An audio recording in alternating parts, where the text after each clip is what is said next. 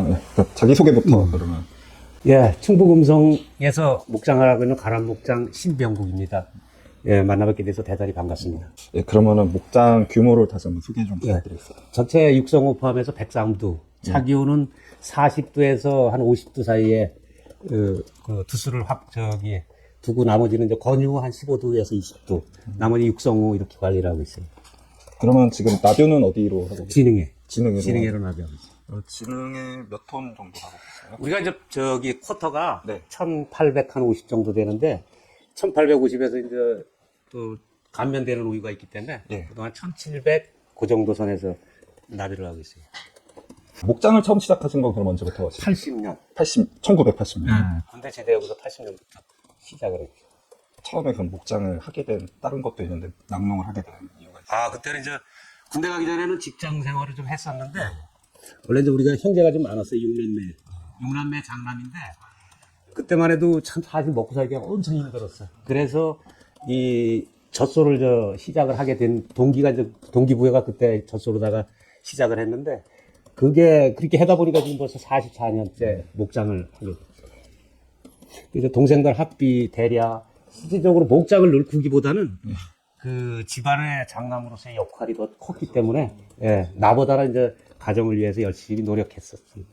그러면은 지금 계량에 관심을 갖고 이제 시작하게 이제 된 계기가 있으실까요? 96년도에 이제 정부에서 덴마크 축산대학에 연수를 보내줘가지고 거기 가서 그 덴마크 낙농을 접하면서 그 후로다가 이제 97년부터는 이제 자가 개량, 그러니까 종교역학에 관련이 없는 개량을 그때부터 이제 시작을 해서 이제 음성 지역에 개량이라는 그 중요성을 전파하기 위해서 수정부터 모든 교육을 같이 받으면서 개량에 같이 동참을 하는 그쪽으로다가 많이 이제 발전을 했어요. 이 음성 쪽이.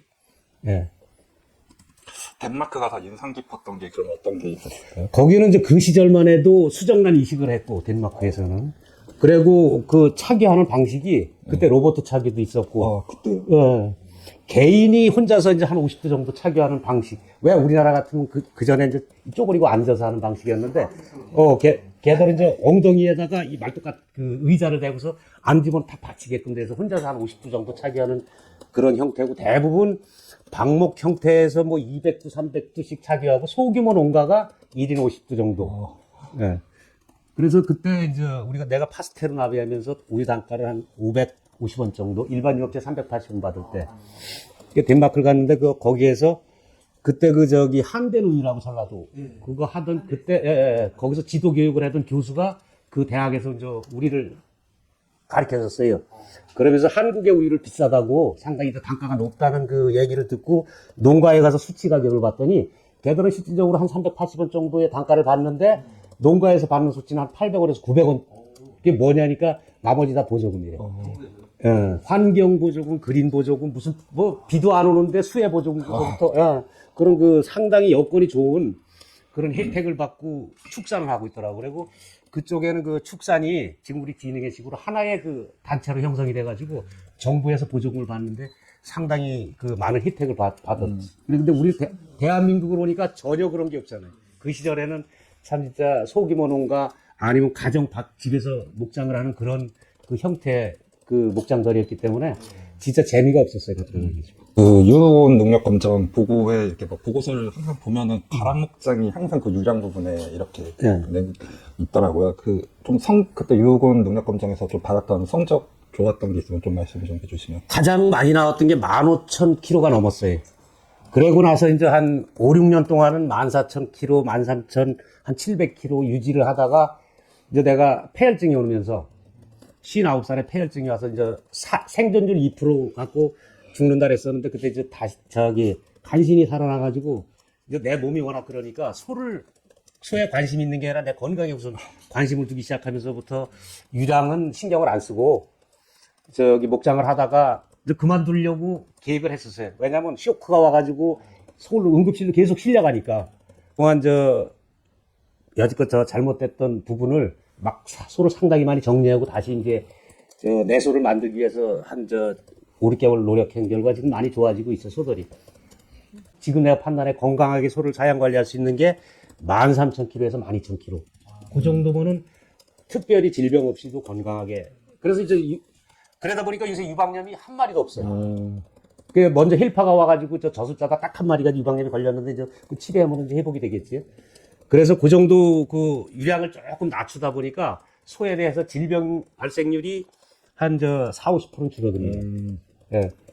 그래서 아마 그게 적당한 우리나라의 그 현실이 아닌가 하는 생각이. 그러면 어쨌든 고능력 우일수록 어쨌든 뭐 조금 질병에 취약하고 그럴 수 있는데, 그러면 좀 사용관리 부분에서 좀 신경 쓰는 부분이 있을까요? 많이 써야죠. 예.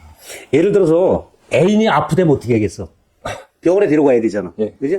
그런 소한테는 주기적으로다가 예를 들어서 영양제라든가 몸에 필요한 거 그런 걸 주사제로다가 좀 첨가를 시키는 수밖에 먹이는 거 갖고는 안 되니까 인위적으로 주사를 써가지고 그 소의 그 건강 상태를 유지를 시키는 거. 예. 그게 가장 바람직하지 않나 생각합니다. 그리고 특별히 조사료를 먹는데 일반 소들이 예를 들어서 건티 MR을 4, 5kg 먹으면은 그런 소들은 한 30kg씩 먹어줘. 그러니까 먹는 조사리 양도 많아지고 그 대신 그 조사료를 아무리 많이 먹어도 자기가 빼내는 우유가 워낙 많기 때문에 인위적으로 우리가 영양을 보충을 시켜줘야 되는데 주사제가 가장 빠르고 효과가 있더라는. 개량하시면서 후회했던 적은 없어요? 후회는 없지. 지금. 절대 후회는 없고. 왜냐면 내가 내 소가 2년, 3년, 4년 이렇게 세월이 지나면서 좋아지는 걸 보면 아 이게 개량이구나 하고서 남한테 예를 들어서 선전을 해주고 남을 같이 이끌어주고 하려고 했지. 요즘 개량해서 내가 후회해 본 적은 한 번도 없어. 한 번도. 예. 한순간. 분명히 있으실 텐데. 예전에는 그런 분들이 계셨거든요. 개량해가지고 좀 손해본 것 같다는 느낌을 많이 가지시는 분들이 계세요. 근데 개량을 해서 손해를 본다라는 거는 글쎄 어떻게 개량을 했는지 몰라도 내가 처음에 덴마크에서 와서 개량을 한 건 유량을 개량한 게 아니거든. 체형을 개량했어요. 그 소가 우유를 많이 생산했을 때 버틸 수 있는 힘이 있어야 되잖아. 사람도 마찬가지예요. 똑같은. 그래서 체형 개량을 시작을 해가지고 그 다음에 사빈육력이 높은 그 숫소를 정액을 선정해서 개량을 하니까 잘 버텨주더라고. 그리고 또 방향이 되게 좋았다. 사료 다등급여기를 최초로 경남 농군가 어디서 놓고 두 번째로 우리 놓을 때 일본 애들이 왔었어. 일본 애들이 오고서 소를 이렇게 보더니 이게 몇 살이냐고 물어봐. 그래서 지금 4.5살이라니까 놀래가지고 일본에서도 이런 소 보기 힘들대. 그러니까 그런 그 체형이 갖춰져야만이 그 소가 상유 생산량이 높아도 견딜 수가 있죠. 예. 근데 잘못 개량을 했을 때 유량을 먼저 개량을 하면 후회를 할 수밖에 없는 게 무너지거든 소들이 한순간에. 예. 그 말씀을 좀 드려요. 혹시나 처음에 방향을 잘못 잡고. 그래서 음성 검정에 여기만큼은 특별히 아직 개량이 미숙한 농가는 체형 우선으로 개량을 시키거든. 그리고 1대, 2대쯤 가서 완전히 봤을 때, 이 정도 체형이면 괜찮다 싶을 때 유량 개량을, 유량을 높은 소에 개량을 하라고 지금 권고는 많이 하는데 안 따라주는 게 뭐냐. 젖을 많이 뽑고. 그렇죠. 그래, 물어봐. 가끔 가다 외부에서 예를 들어 경기도에서 누가 오잖아.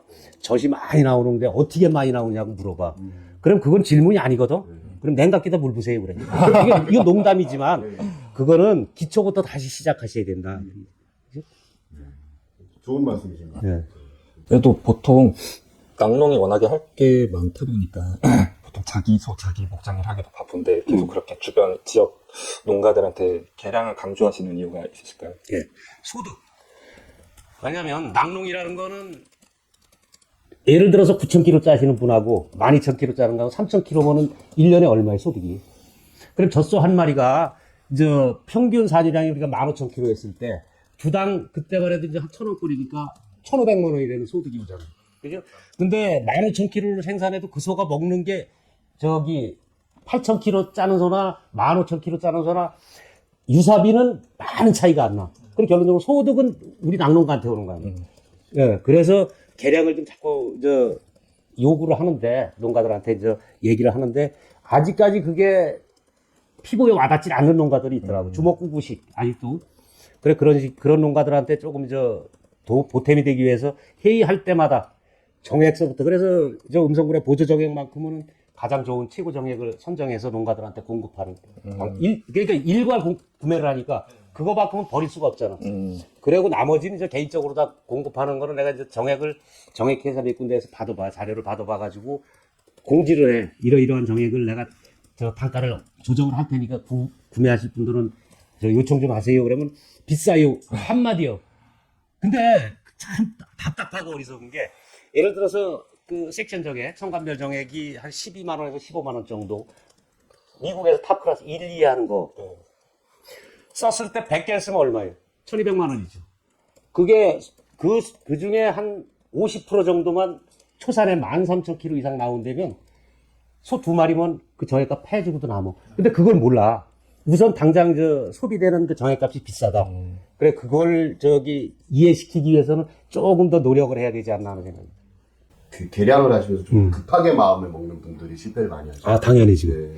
그렇지. 이건 내 경험이야. 예. 딴 사람이 경험이 아니라, 내가 개량을 시작하고 나서 2년 정도가 지나서 내 마음에 드는 소들이 생산이 시작됐어요. 끄기가 없이.